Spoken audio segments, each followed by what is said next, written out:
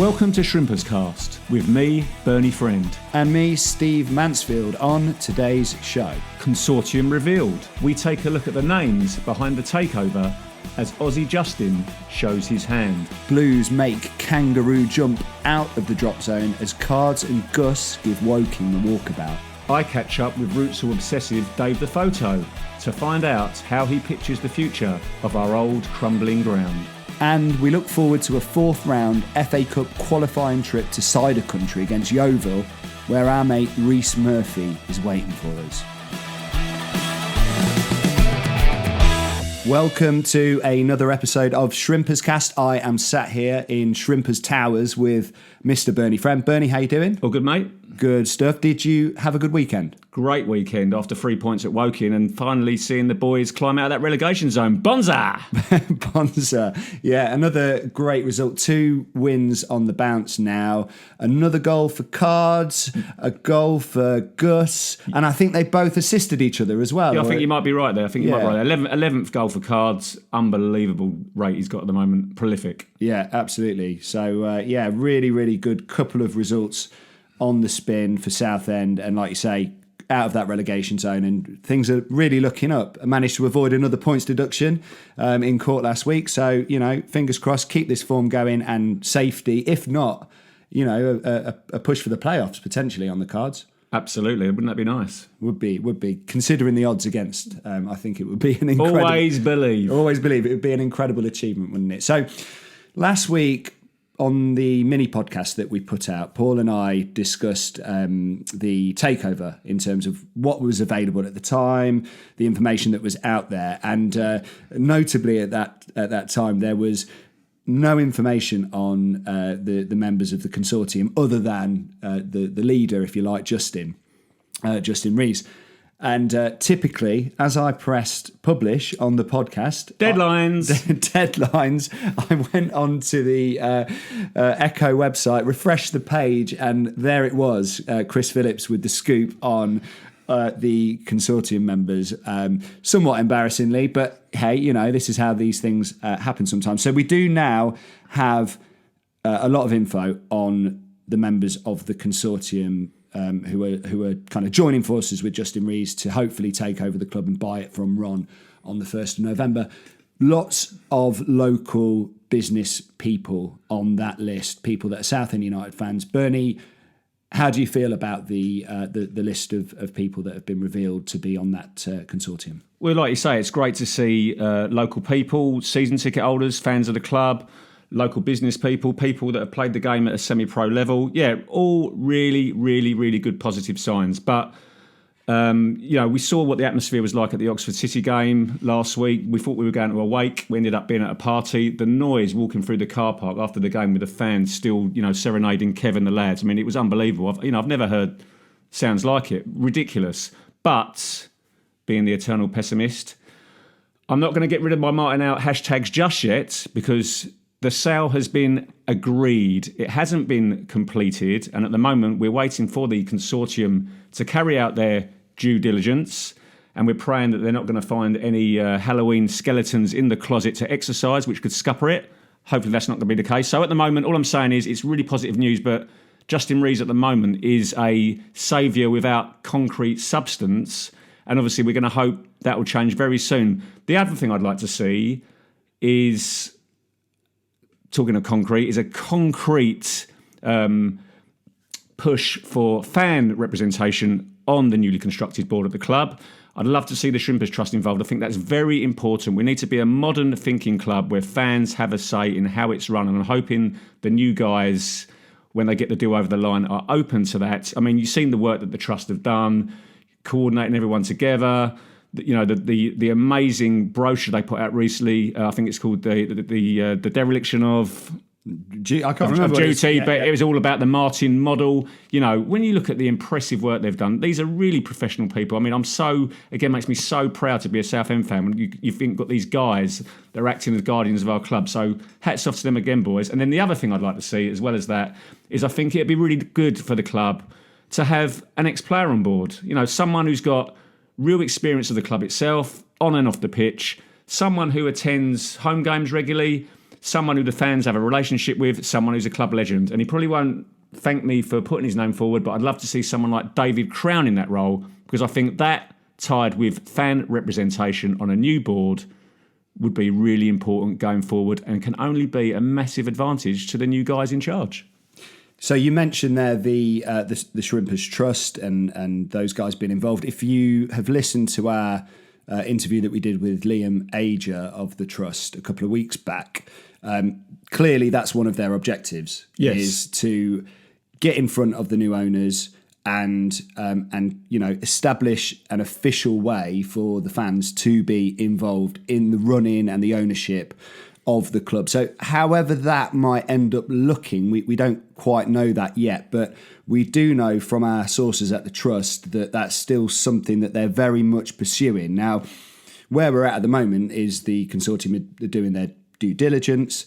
They've not actually bought the club yet, but I know that the Shrimpers Trust, as soon as the opportunity arises, will be putting that business case that they talked about in front of them to try and get, that like you say, modern fan ownership in some small part, so that the fans have got a say, the fans have got a ticket, if you like, to the meetings and the decision making. And I have had that confirmed that they're still going to be pursuing that as and when the time is right. Yeah, no, we need to get away from that old style, stereotypical men in suits in the board who maybe look down at the fans a little bit, covered in cobwebs up there where they haven't made any real decisions for years, and be really proactive. And I think the way to be proactive is to have all of these different people, like the Shrimpers Trust have done with all of the fans groups, working together, whether that's local businessmen, Australian tycoons, ex-players, fans, all working together as one and making this club united as we go forward. And obviously, I've reached out to Justin Rees to come on the show.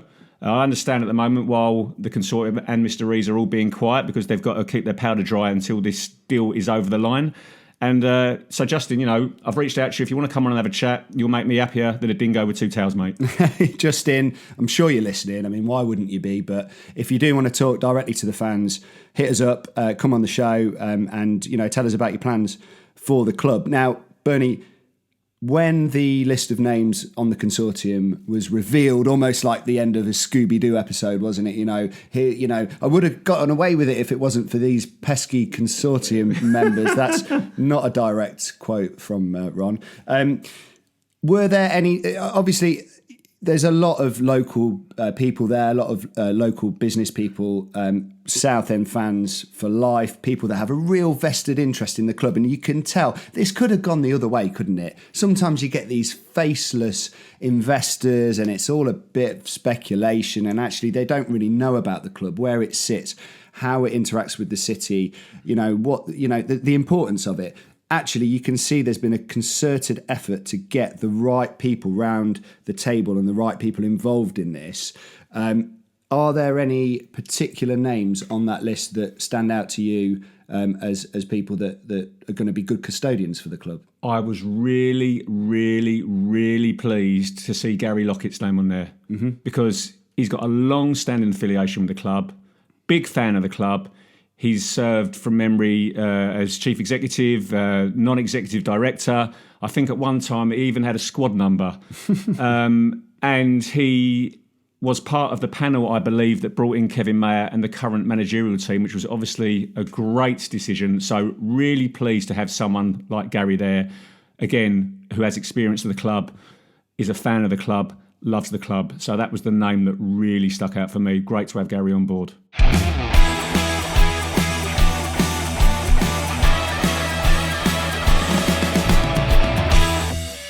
Pip, welcome back to the show. And how was your trip up to Woking? Good afternoon, chaps. What a week it has been to be following Southend United. On top of what was a brilliant performance at Woking, Tuesday night, the news comes out that we're being taken over. We beat Oxford City at home in front of a bumper crowd. It's just been an amazing week to be following this club. In terms of getting to Woking, though, it was lovely, straightforward. As you know, I'm a Berkshire boy, me, so getting to games like Maidenhead, Woking, Old Trafford is always nice and easy. If only I can make the home games 20 minutes from my house. Oh, the pain. Cards once again getting on that score sheet, mate. He's really found his scoring touch, hasn't he? It's gotten to that point, chaps, where every week we're praising Harry Cardwell, and for all the right reasons. Yet again, he's coming up with the goals, he's causing defenders trouble, he's making runs in the 90-odd minute, he's making last-ditch tackles, sprinting the pitch, defending the goal. He is everywhere, and he is absolutely amazing. Another goal at the weekend takes him up to 11 goals, I believe it is, off the top of my head, but an absolute machine up top. This could well be his season to be top goal scorer of the National League. If not, he's going to be in a really tight race with the Gateshead forward that's currently leading the way. I thought Gus was brilliant against Oxford City last week, getting that assist, but he went one better here with a well-deserved goal, didn't he? Talk us through it. So it's funny you mentioned Gus Scott-Morris, because prior to kick-off at Woking, me and a few Southend fans in the away zone were just talking about signings we've made, and yes, there haven't been many of them over the last year, that have really gone under the radar. And Gus, I think, is one of them, absolutely. This season, he has really stepped his game up again. He's getting those assists, and he's getting in with those goals. And on Saturday, he was an absolute star, kept their left winger, quiet all game, got an assist, got a goal up and down the touchline, roaring the fans up when he had a throw-in in front of us. He is a star, and I just really think he could well be up there for player of the season so far. Another week and another new man between the sticks, and a clean sheet for Nick Hayes on his debut. How did he settle in? So it's funny we say this, because I only realised we signed Nick Hayes about half hour before kickoff, as I arrived into Woking around that time. Didn't check my phone at all, and I just saw when I arrived a big lump in goal. Like, who the hell are you? And you always get nervous when there's a new goalkeeper. I do especially, because they're new to the team. They don't know many of the other players too well, or how the game plays, or how we like to set up. But he did absolutely phenomenal. He didn't have much to do, did Nick Hayes? Let's be fair. He was really kept quiet by that defensive run. But when he was called upon, absolute quality. I think coming up against Yeovil will be his real game to be tested against those former two strikers of ours. And it's been a while since we've been able to talk about the non-emergency new signings. So how did Carnu do on his debut? I'll say this now, chaps. Remember, everyone watching this, just remember this sentence. Daniel Carnu will go on to big things. He didn't have much to do when he came on. He played that little cameo kind of role, just quiet, doing about his business. But when he had those little opportunities with the ball at his feet, it was magical. He won us a free kick when Woking were on the attack in the 70th minute, and fans were right behind him. All the players, Cav Marley, Gus Scott-Morris, Kensdale, JD, ran over to him when he won that free kick, tapped him on the shoulder, said, "Well done, lad. You are now really settling into this team." It's brilliant to see. I really hope on Saturday he can start over Jack Wood, pick up a goal and kick on. And there's a much more positive mood around the club, and nearly 1,000 away fans travelling. What was the atmosphere like in that weigh-in compared to previous games? I don't think I'm going to over-exaggerate this in any shape or form when I say Southend have the best away fans in this league. Maybe you could argue Chesterfield are up there and some of the other higher-flying teams, but Southend on away days are absolute quality. And you see these home teams like Woking, you had it at Rochdale, going on social media saying Southend, best fans we've had at our ground so far this season. And it just the fact that we got taken over on Tuesday night just made everyone there more happy, a better buzz, a better feel. Everyone was now looking forward to the future behind the players, and you could see weight was off the players' shoulders. They don't have to worry anymore. They can concentrate on their game and not worry about these things in the background. And I, for one, am all for this positive mood. And Pip, well, who was your man of the match at Woking? Chap, sometimes I really hate when you ask me this question, because everyone on that team deserves man of the match for all their performances they do. But this one this week, I think, went under the radar. And I'm going to say it's Ollie Coker. Just for the sheer fact, since he had his goal against Oldham and Dagenham, and they were amazing performances he put in, he went a bit quiet in his role and lost out in the team to Wes. And since Wes's injury, he's come back in, and he has been unreal. And he kept their midfielder quiet. I believe it was Bradshaw, number 20, kept him in his pocket all game. I said during my vlog, make sure you return him to Woking after the game now, Cokes. He was amazing. Made those runs, made those crucial tackles, those key passes. Honestly, best performance I've seen from him this season. Well, thanks a lot, Pip. Great to hear from you, and hopefully we're going to hear from you soon. All the best. Thank you for having me on. Again, you two lovely chaps. If you haven't already, people, make sure you're subscribed to this podcast. Turn those notifications on when it comes out weekly. Be the first to watch it. And most importantly, up the Blues! Next up, we're delighted to be joined by local photographer Dave Shields, who goes by Dave the Photo online. Dave is a photographer who specialises in photography of football stadiums, very niche. He's taken photos of grounds all across the country and indeed, the wider world. But his very favourite ground and his first true love is, of course, Roots Hall. So Bernie sat down with Dave to find out more about why he loves Southend United, why he loves Roots Hall, and most importantly, what he thinks can be done in terms of development as planned by the Consortium. Let's have a listen to it now. In the late 80s, starting my Southend United obsession, in the days, kids, when the internet wasn't invented, to find out about grounds up and down the country, you had to get a copy of what was the Bible in those days, which was Simon Inglis's The Football Grounds of England and Wales, giving you an insight into exotic destinations you'd never heard of, like Hartlepool, Rochdale and Newport. And Simon Inglis wrote a great description about all the 92 grounds in this book. And when he wrote about Roots Hall, he described it as, if there is a monument to the British football supporter, it is Roots Hall. For here is a ground built almost entirely through the efforts of a small but dedicated group of people. Great words.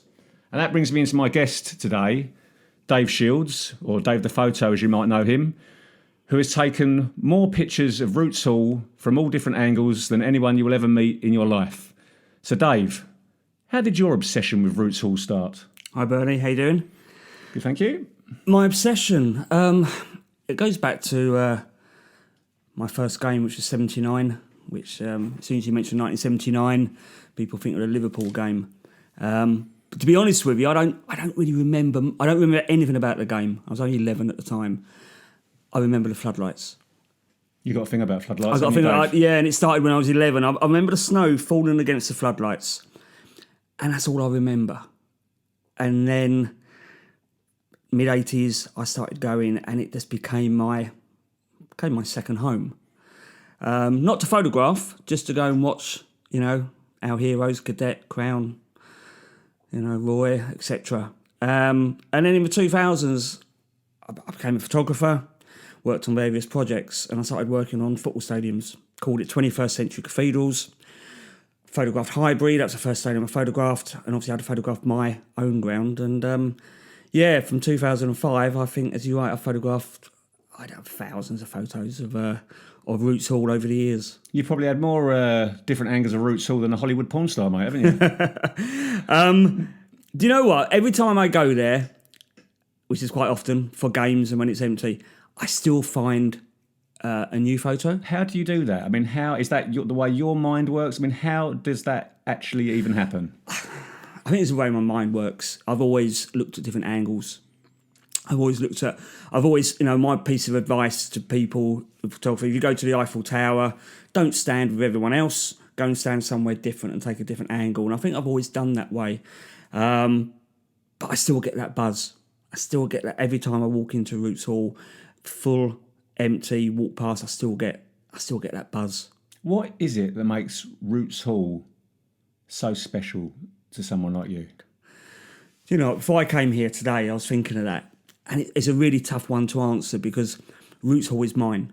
It's my home. So I get asked, I photograph stadiums for a living, and I get asked, what is your favourite stadium?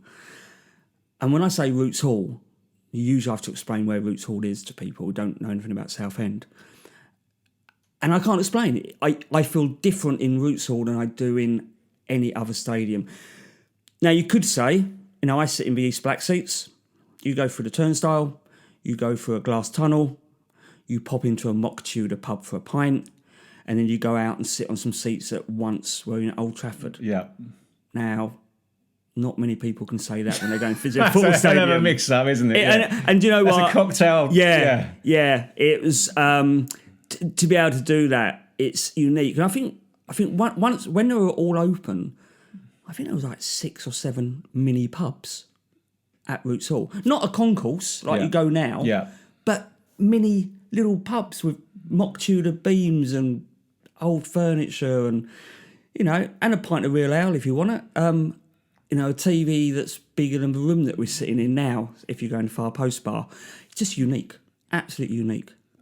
apart from the floodlights, which obviously you have a floodlight fetish, as we already know. Yeah, won't go What's there. your favourite part of Roots Hall? What's your favourite? What other part really sticks out? I suppose I sit in the East Black now, which some people will listen to this and think, why? It's uncomfortable. On a Saturday afternoon, sun's in your eyes, you can't see the action. But Spoken like a true photographer. yeah, it's special. But there's been a few times recently where I've gone to Roots Hall when it's empty, and I've wandered over to the away end. Now, as we all know, the away end is for North Bank. It's not the away end, Dave. No, it's not the away end, you're right. And that's kind of home for me. My first ever game, Liverpool, I was in the West End with my dad. And then when you started going on your own, you went to the North Bank. The heartbeat. I wasn't brave enough to stand behind the goal. I'd be to one side of the goal. But yeah, the North Bank, and you still go there now. And unfortunately, a lot of supporters there probably don't get the opportunity to go there. But if you ever get the opportunity just to go back, it takes you back. And you'll know, especially at this level, if there's like 100, 200 fans in there and they're all singing together, the acoustics in there make it one of the noisiest parts of the ground, don't they? And you speak to true football fans, true football away fans that come, they love coming to Roots Hall. They absolutely love coming to Roots Hall. It's a proper ground. It is a proper ground. Yeah. It is. It's one of, look, okay, there's lots of things wrong with it. When things are bad, we moan about it. At the moment, when things are looking bright, we kind of look at Roots Hall in a different way. We've got our rose-coloured spectacles on again. But it's ours, Dave, isn't it? And It is ours. I think, as in the little piece I wrote, I read out at the start there, which Simon English wrote about Roots Hall. It is a monument to fans. I mean, God rest his soul, I knew Sid Broomfield very well, who pretty much built the ground single-handedly, which is unheard of, isn't it? And it makes it gives you that extra bit of special, that extra magic. And I think you're the same as me. You didn't want to go to a new stadium or anywhere else. You wanted to stay at Roots. So I remember writing a piece for the All at Sea fans in a few years ago saying how I was so glad it was still there, never thinking it wouldn't be, because I get my son, who's 11 years old now, to be able to experience what we've done. And I see you there a lot with Oliver and Ruby, and Oliver loves his days at Roots Hall, doesn't he? But now we have the Consortium hopefully finishing this deal, and all the excited chatter is about a revamp of our home. Yeah. Turning our theatre of rust back into a theatre of dreams. Yeah.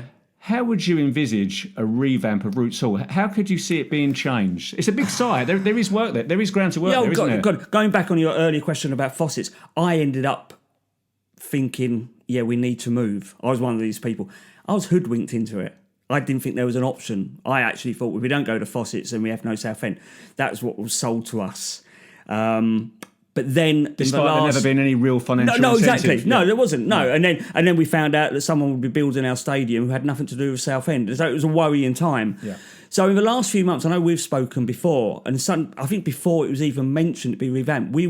I think we spoke a few months ago saying it can be done. You look at the land surrounding Roots Hall, and you compare that to other grounds that we go to, and at all levels, for size of the car park, for room behind the North Bank. So personally, south up and lower, it's a fairly new stand. Not much you can do there. Not much you do there. No. Get a jet wash, get it painted, get some food in the concourse again, clean that up. The West Stand, where you sit, can't do much there. Update the seats, etc. I think both of those stands are more just a clear up and a modernisation, isn't it? What you can do, you could clean behind the West, where the bar and that could be stripped and put out, more redone. modern bars and facilities. Absolutely. Yes. But it's the East Stand now. Unfortunately, not unfortunately, football is a business. But Consortium aren't just going to throw their money at it. They'll need to recoup some money. And you do that by revamping the East Stand and turn it into a working stand that will make money 7 days a week. Absolutely. So, gyms, bars, exactly, restaurants. Exactly. The first thing, if you look at the Macclesfield, so when Savage and, I don't know the guy's name, when they took over Macclesfield, the two things they did was built a gym, built a restaurant, opened it to the public. And get rid of the smell. I don't remember the smell. I remember a win. I remember a last-minute win up there. But to make money, and that then made money for the club. But Roots Hall is at the entrance to our city. Yes. So put a hotel on there. put apartments, flats. Sorry, it needs to make money.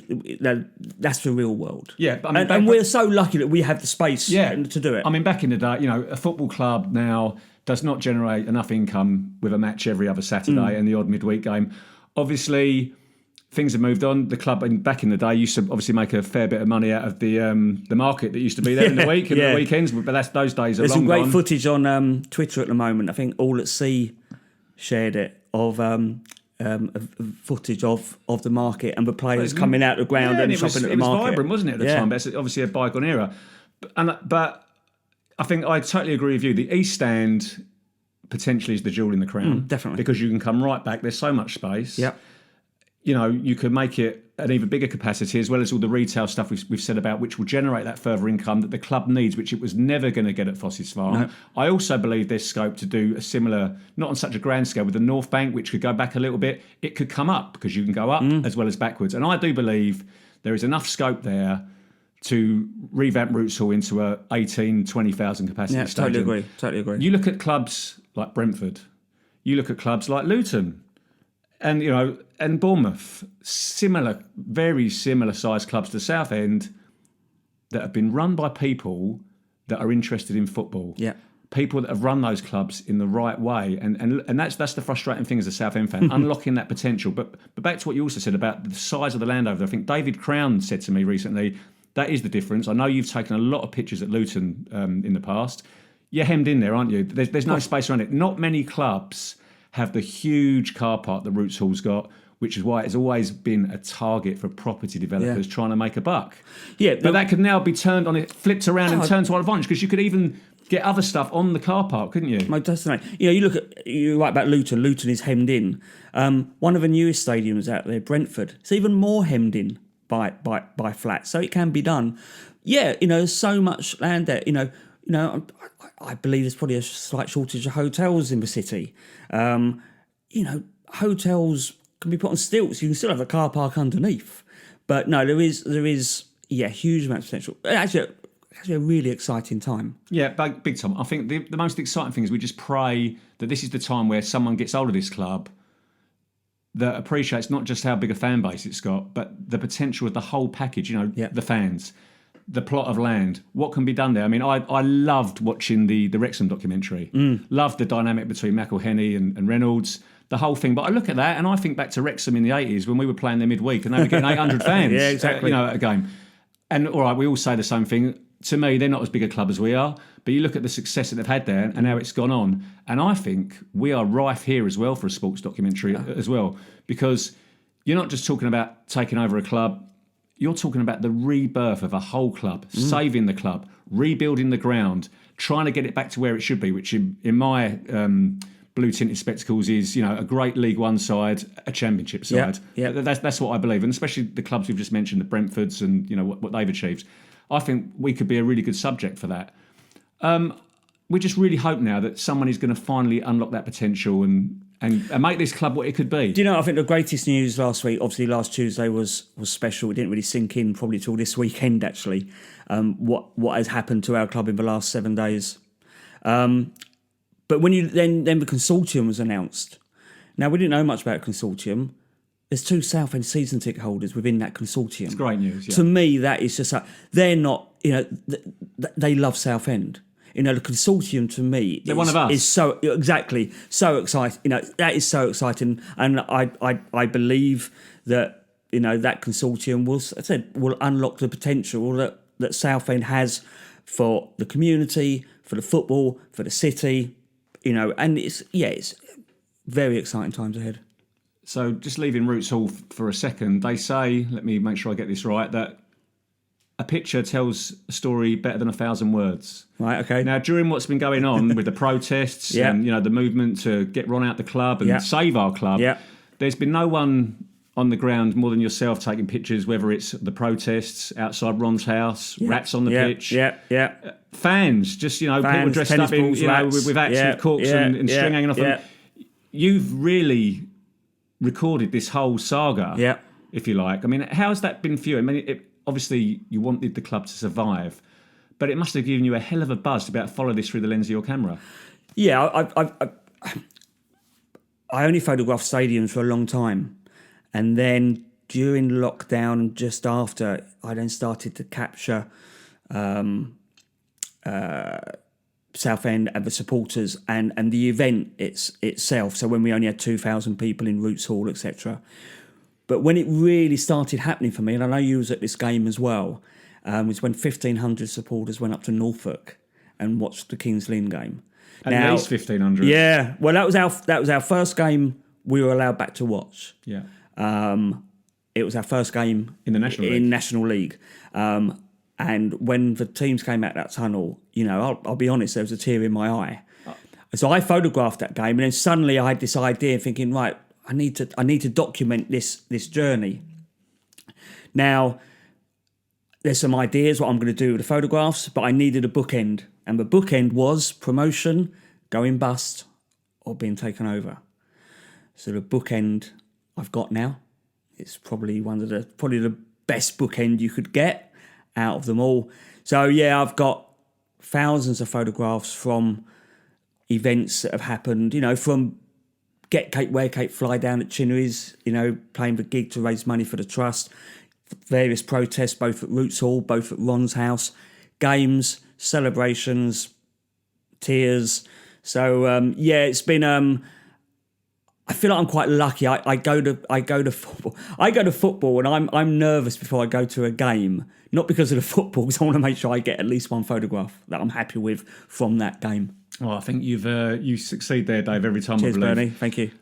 And looking forward to seeing what future projects you do come out with those pictures. I'm sure a lot of people will be interested. And if you didn't know, you can find Dave on Twitter at Dave the Photo, or on his website, footballstadiumphotography.co.uk. But just back to those protests, I know that your kids, Oliver and Ruby, they've been outside Ron's house, haven't they? Yes, yeah. They've been on the marches. Yeah. What's it been like seeing it through their eyes? How old are Oliver and Ruby? So Oliver's 13, Ruby's 9. Okay. Do you know one of the proudest things for me? I work away a lot, so I do miss the odd game. But for the recent protest at Ron's house, I couldn't be there. I didn't mention anything. I didn't say anything. It was Ruby that said to my wife Ellen, she wanted to go to the protest. So she got the clown's outfit, she got the funny glasses, she got the wig, and off they went. Now, another protest, which I couldn't make, was the one I kind of really missed, was the one through the high street that happened the other week. So what I did, I sent Ruby with my wife and Oliver, but I sent her with a camera. And I'm quite proud, actually, because one of her photos went into the Shrimpers Trust publication that's just come out. Yeah, brilliant. So, so I've got, I have a little apprentice there who's done a great job for me. And they love it. And, there's a great photo. When I told Oliver that we'd saved, I got a great photo of the two of us. And, it's just a really emotional time. I didn't really let them in too much what was going on. Mm-hmm. I don't think it was fair, too young to know that... their club they'd could have be no dying. club, Yeah. exactly right. But no, they're just as happy as me. So, is there any particular Southend fan that sticks out that you photographed over the years? Don't say me, Dave. Mate, do you know what? This isn't planned, but you think of one person I did photograph at the beginning of my project. And the end of the project is you, Bernie. Oh, there you go. Yeah, well, you weren't wearing your silly glasses. With a nose, so was you? No, I wasn't. No, I wasn't. And with a nose as big as mine, mate, they're perfect bookends, aren't exactly they? right.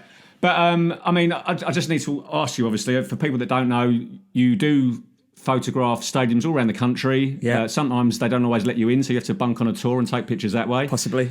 Maybe, allegedly. You go away in your van, Hotel de Van, which you ferried me down to Aldershot the other night in. Yes. You sleep in your van. I do. Where you do your show for 2 or 3 days, which I'm very jealous of, and especially the dirty pizza and the glass of wine at the end of the night. Yep, okay.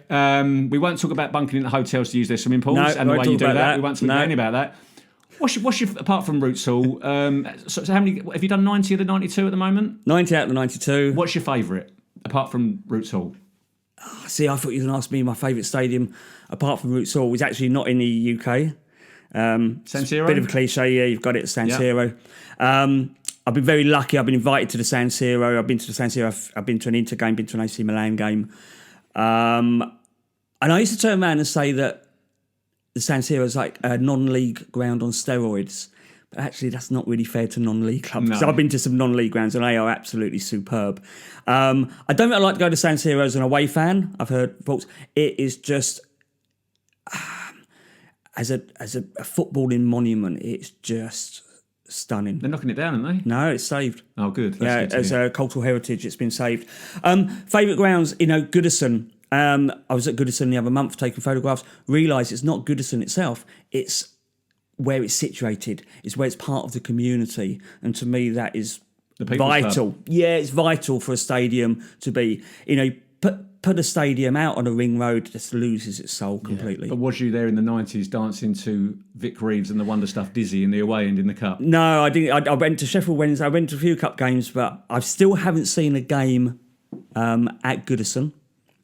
So I've got about a year left, I believe. Someone might correct me on that. So that's something I've got to do. Have you got a least favourite ground or a place where they've been really awkward to you trying to carry out your job? No, I had one club. A lot of people know this. Dover Athletic the other year. I was politely told to stop taking photographs.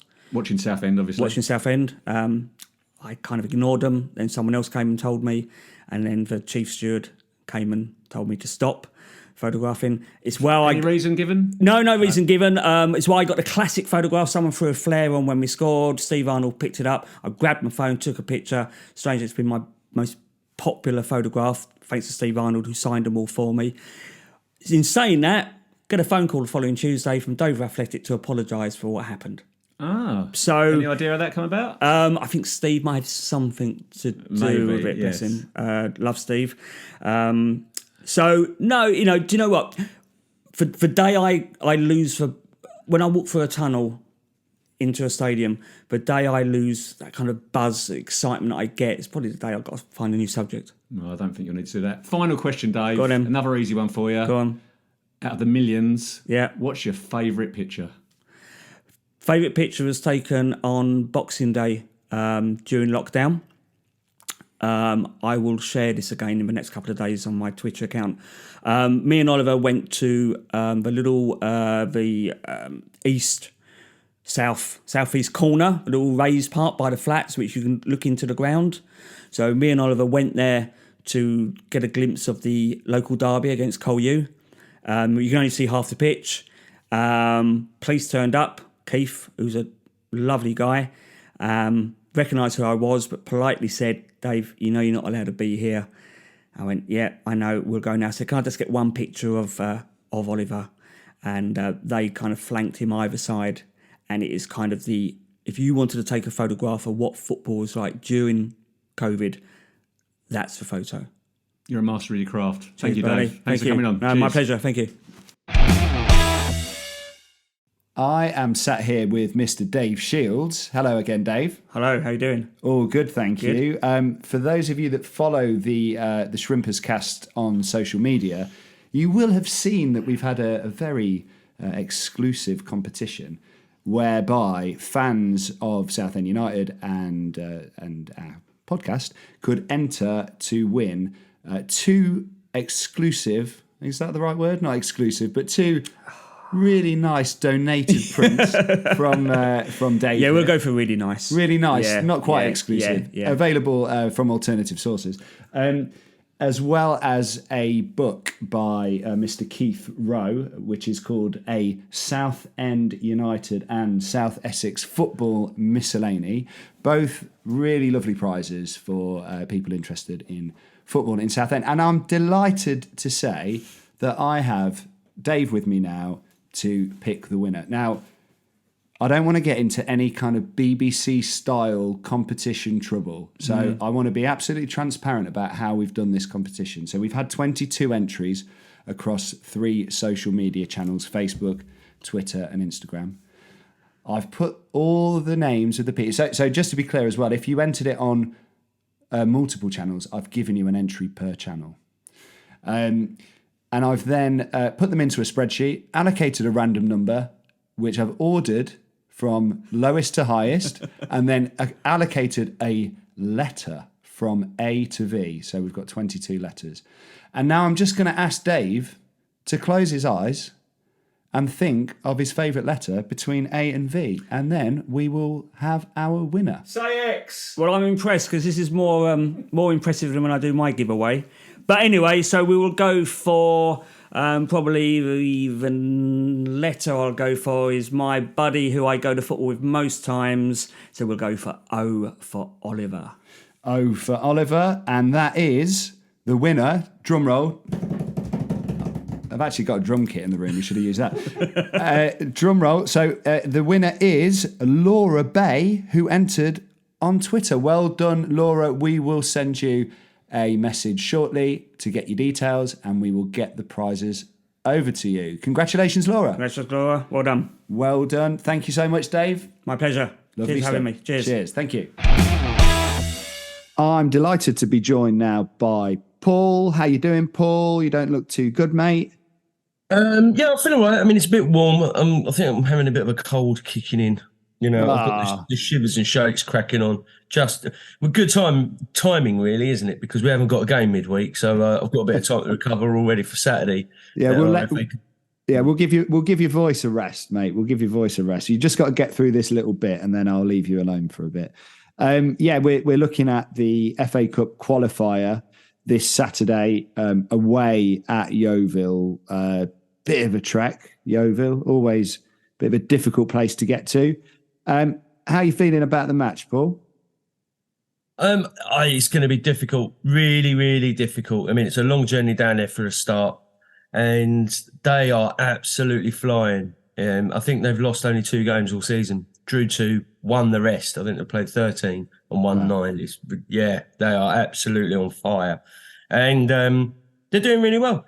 They signed quite well. They've had a good couple of players drop down the divisions. One notably being our man Reece Murphy, who without a doubt is going to be the danger man. He scored 6 in 5 at the minute. Wow. And 2 in his last game as well. So he is going to be absolutely chomping at the bit for this game come Saturday. That's a turn up for the Bucks, isn't it? He wasn't great when he was at Southend, was he? But he stop-start. He could score goals. He was doing really well, got injured and just was in and out of the team. Again, with all the troubles going on with players not being paid, I don't think he was that bothered about leaving Southend. Right. You know, and he left Yeovil for us and he's just gone back home. Right. So he's and Jake Hyde is also there, the guy we had on loan from Wrexham, and he's down there now as well. But he must be injured because he hasn't made the squad in a good 3 or 4 weeks. Right. So I haven't managed to check that up, but he is down there too. And, you know, playing Yeovil's always been a tricky game for us, Yeovil away. And it's just going to be a tough match. Though it is a cup game and, you know, anything could happen, you know, in a cup match. It's all to play for. Well, yeah, I mean, you mentioned Yeovil's form there, but it's hardly like Southend are going in on a bad run, is it? 2 wins on the spin, 2 draws before that, so unbeaten in 4 home and away. Cardwell scoring plenty of goals. I mean, you know, it will be a tricky encounter, but you've got to fancy Southend to at least kind of maybe lay a couple of punches on them. Oh, definitely. I mean, Yeovil, you know, they can't keep a clean sheet at home in the last 5. I think they've only come 1 clean sheet out of the 5, and we are at the moment scoring from all over the place. I mean, Cardwell's on form, goals are popping up from midfield. Gus Morris is chipping in now as well, you know, with a well-deserved goal. So, yeah, it's going to be a competitive match. Give it that, and hope, you know, I don't think we've got anything to fear. I think it would just be a good old-fashioned cup game. You know, win this and you're into the first round proper. Both teams could do with a cup run. Both have been mismanaged, well documented as well. So they could do with the cash and raising their profile. So it's all to play for. Absolutely. Thanks very much, Paul, and I hope you're feeling better soon, mate. Cheers, buddy. Catch you soon.